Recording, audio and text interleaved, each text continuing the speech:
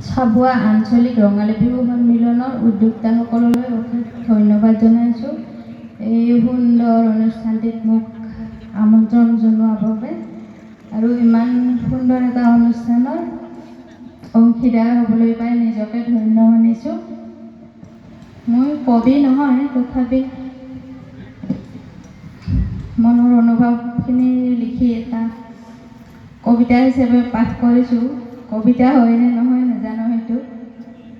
কবিতাৰ শিৰোনাম আকৌ আহিল বহাগ। আকৌ আহিল বহাগ, ঢুলীয়া ককায়ো আজিও বাৰু ঢোলটি বজাবিনে তই। ঢোলৰ চাপৰত তোৰ আজিও এপাক কঁকাল ঘূৰাই নাচিবলৈ হেঁপাহ জাগে মোৰ।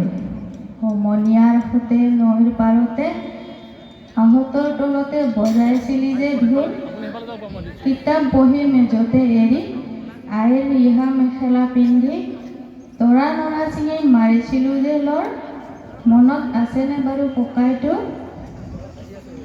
কিমান যে ভাল লাগিছিল, দিনবোৰ সোণালী আছিল। আপোন পাহৰা হৈ নাচি বাগি উঠলি উঠিছিল মৰমৰ ৰাগী। কতেনো হেৰাল সেই দিনবোৰ হাই, সুঁৱৰিলেচোন বুকুখন বিষাই।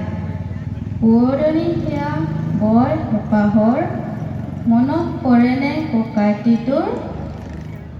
বিহুতে বৰ মন যায় অ' মোৰ, আকৌ এপাক নাচিবলৈ ঢোলৰ চেৱতে তোৰ।